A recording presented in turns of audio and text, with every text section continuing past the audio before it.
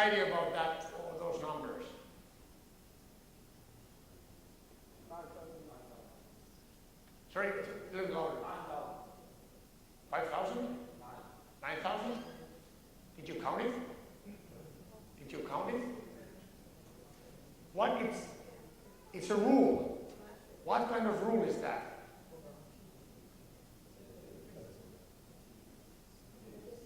Ah, good. You're getting closer. Okay, hey, what is this? Hours? What is this? Times per day?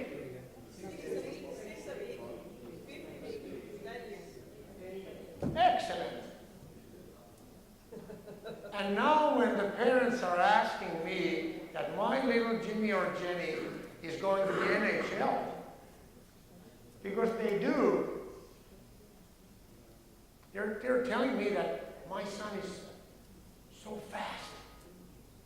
And I always ask, great, Mr. Brown, or Mr. Virtanen in Finland. Just make sure that this is in order. And after you've done that, and you have the character, and you know the game, and you have a hockey sense, and you have Lady luck on your side, and you don't get injured, and you have family support, and then you might have a chance. Then you might make $1. Game, character, and skating. This is how Finn hockey is evaluating the players from top to the bottom. So we see a little kid, or we see a national team player. Can he play? Can she play? How's the character? Coachable, determined, never gives up, eager, passion, and then skating. Because unfortunately, you need to know how to skate, and it really helps your game. It really helps your game.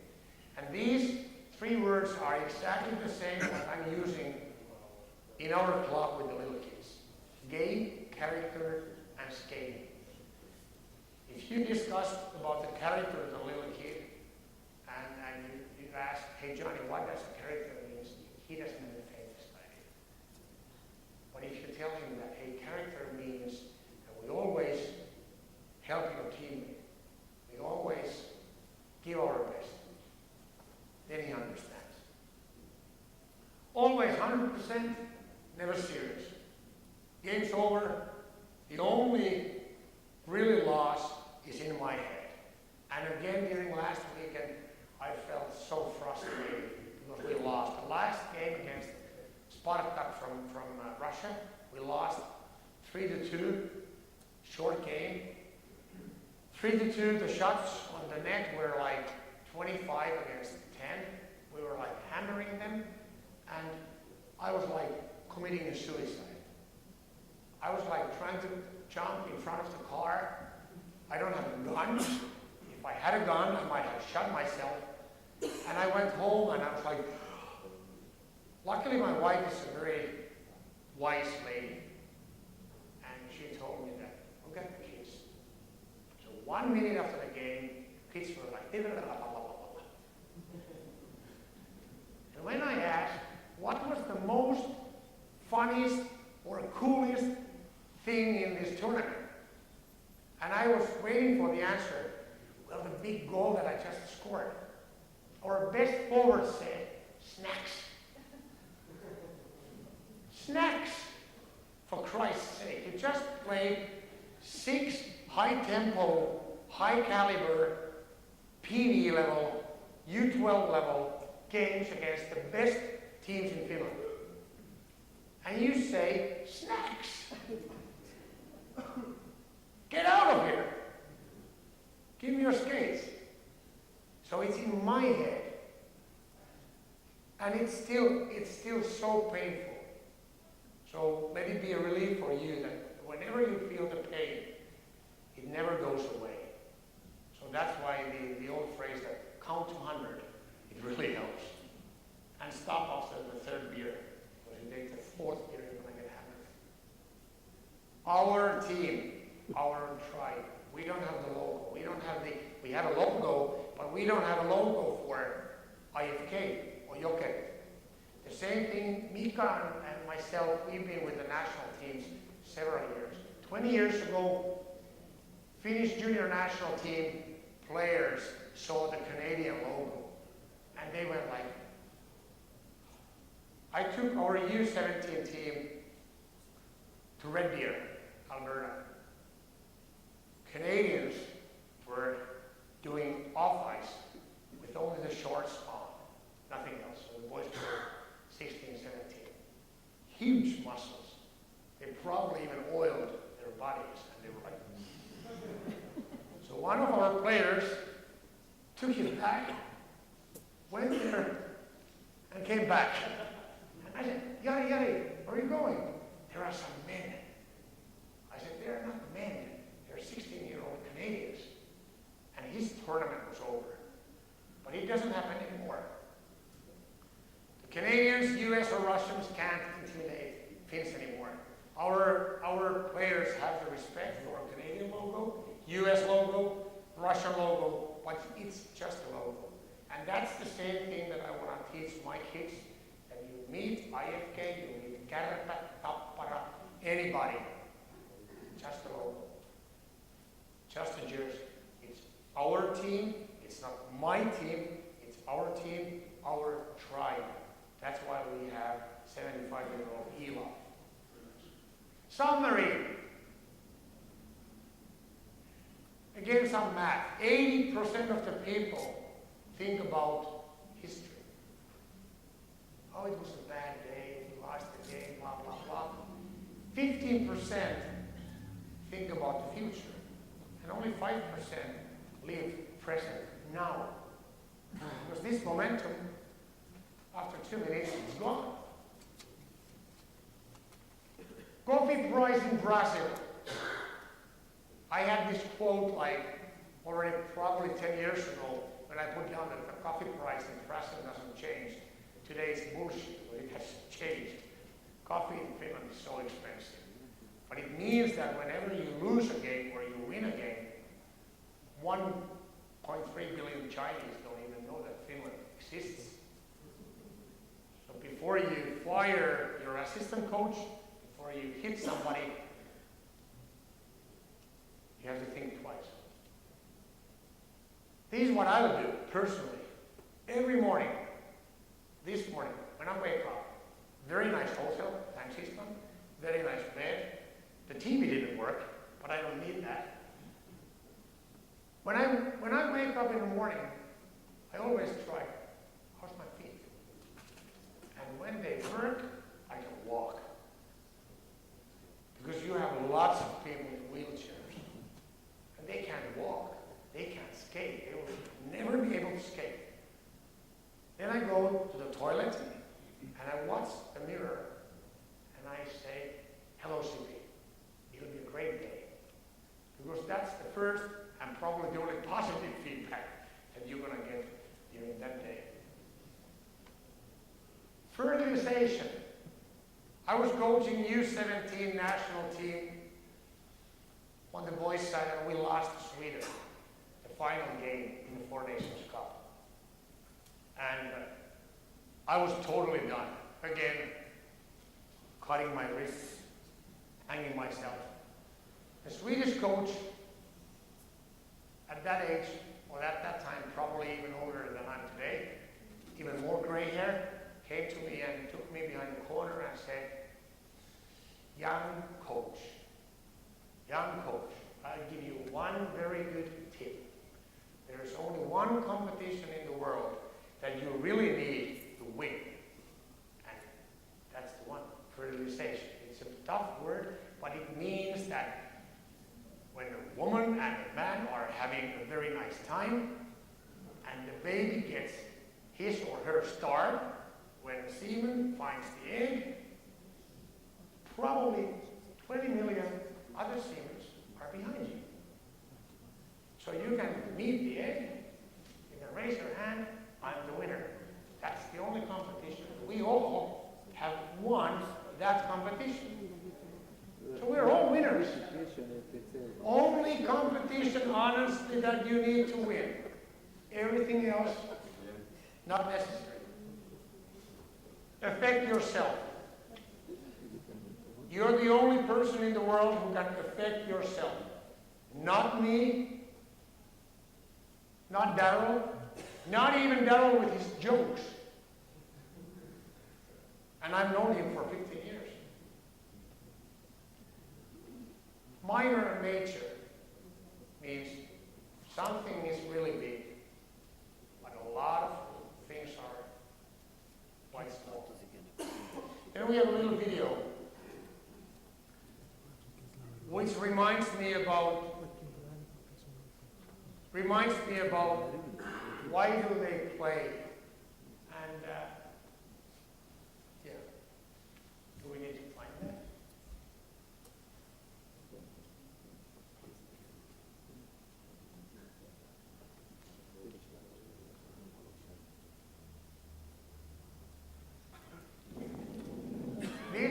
This happened probably a month ago on our kindergarten's ice, and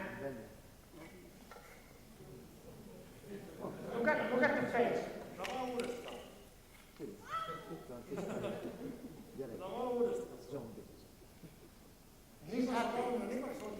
That's it. And that he scored a goal. Not the biggest, he's 6. He's our youngest. Not the biggest wrist shots in the world. But still, I can't tell that can he in the future shoot or not. But I'm trying to coach myself not to kill that ooh. And that's the passion what they have. Let's not kill that. Let's make sure that after every practice they have got the repetitions. The number of the reps have to be here. And if you want to help your kid or any other kid to be able to play in the future, they have to know how to skate. I never told our kids how to skate, but we've skated a lot, meaning hours and hours and hours. Play a lot, demand a lot, and whenever you go back home from the practice, make sure that they are sweating. Their gear is wet, and they have a very healthy red on their cheeks. That's about it. No secrets? Questions? Comments? I don't know anything about the time frame. What do we have there? I was trying to catch... Yeah, well, that's... We're not brothers. Anything you can ask if you need a translation, comments, or... Yeah, go ahead.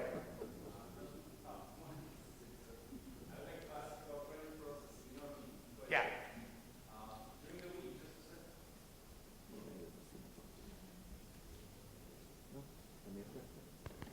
I would like to ask about training process during the week. How much do you spend on skating without puck, and how much of it is like fun, or how much is like the hard drill? Okay. If I could ask. Okay, yeah, good question. The basic week goes that way that the 70 kids are always, so it's 60 players and 10 goalies. And we have divided the kids from the half, not A and B, not 1 and 2, but we call them, the faster ones are the lightning, because the lightning is fast. And the second group, it's thunder, because thunder is strong. And you always have lightning and thunder, eventually. So the kids have the metaphor that we all belong together. So we start, for example, on Friday, day after tomorrow, 4 o'clock, the lightning boys go on the ice for 1 hour. At the same time, the thunders go on off ice. So I have 2 coaches who are doing dry land. They play a lot. They play handball, if we have the room, and they do a lot of preparation for skating muscles. So they do a lot of squats, but not too many, no high repetitions, but we are training them to train already at very early ages. So now these guys are on the ice, these are off the ice. 5 o'clock, we switch. And we have the same staff on the ice all the time. Of course, these guys are faster. So if you look at the drills, it seems that these guys are better. But we're giving exactly the same drills to the other guys. So now the parents can't tell that, hey, the coaches are coaching the AAA boys, but not the 1A boys. And I would say that we don't skate without the puck. Not anymore. We always skate with the puck. You just put down the speed. Very seldom we skate without the puck, but that's very seldom. And I would say that we skate with the puck, with different type of drills, probably 20% of the practice. 20% we do 2-on-1s, 1-on-1s, and it's always with the flow drills. Like you go, you lose the puck, you have to do the defense. It's never like this that you and I will go 2 versus 1 against you. We shoot and then we go away. It's always, at the very early age, they need to understand the transition phase. And then probably 60% of the time we play. Small area, big guys, we play a lot. We train on Monday, Tuesday, Friday. And on Wednesday and Thursday, if the kids want, the club offers 1 hour per day, an open ice session, which I usually run. So if you want to practice with our kids, you can be on the ice every day. We never practice during the weekends, but we play. And I know that there's been a lot of discussion about how many games you should play or you shouldn't. I don't know whether it's wrong or right. Our average this season is probably 60 games on full ice. Sorry. What age group? The kids are born in 2001. So they're going to be 12. And this is the second season when they are allowed to play on full ice. The biggest number probably is something like 85 games. We don't play a lot of tournaments, but we play a lot of, like this Sunday, TPS from Turku, which is a very good team. They will bring 2 teams, AAA, AA. So we will play a AAA game, then the guys go for lunch, we play a double, lunch, AAA and AA, and then they leave. And we just reserve the ice for 7 hours. Anything else?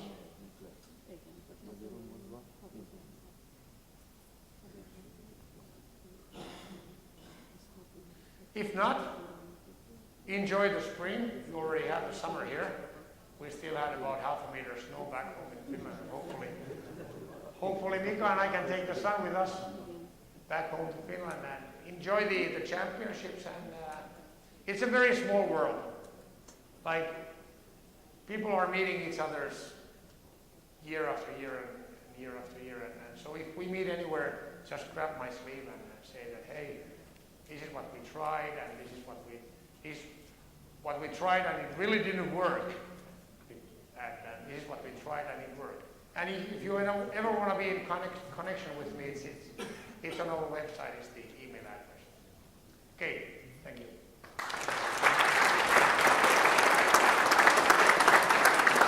Thanks, Arto. Like usual, fantastic. Thanks, Paul.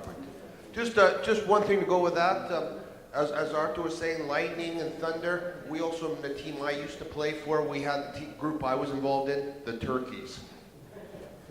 And the lightning and thunder had a chance to hit the turkeys all the time, so that's why I ended up coaching. One other thing is about children is Bob Leslie was telling us last night over dinner about this story that when he coached back in Canada, when he's coaching young children, he was coaching them. There was like an under-8 team or something like this, and they had lost. They got massacred by some team, like 14-0 or something like that. And he's thinking, oh geez, this isn't good. And they come off the ice and the kids walk into the dressing room and they sit down, and the first child inside the dressing room is crying, just absolutely inconsolable, just crying and crying. And he goes to them and says, "You're all right. What's up, son?" He's crying, he's crying. He says, "Doesn't matter. It's only a game. We'll play again tomorrow. So what's the matter?" And he goes, "I've just walked past the cafeteria. They have no more donuts." We see the game very differently than children do. And that's the way it happens sometimes. You know, and we have to realize, get to understand their thinking towards these things too. It works all the way up. Senior levels, we have coaches, we have players who, the game's over, yeah, we lost, oh, I'm upset, okay, I'm out. As coaches, it lasts a lot longer for us. It hurts a lot more here, and we think way more about it. Okay, our